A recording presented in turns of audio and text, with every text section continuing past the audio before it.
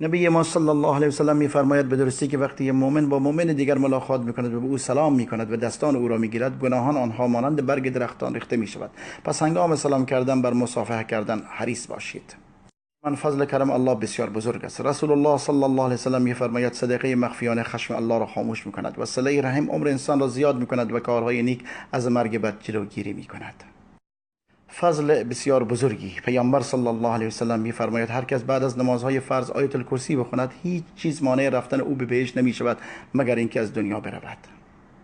برای خوابیدنت به بسترت رفتی سوره قل یا ایها الکافرون بخون و این آخرین ورد تو باشد، همانطور که پیامبر صلی الله علیه و سلم فرموده هر کس این کار را بکند براءت او از شرک می شود.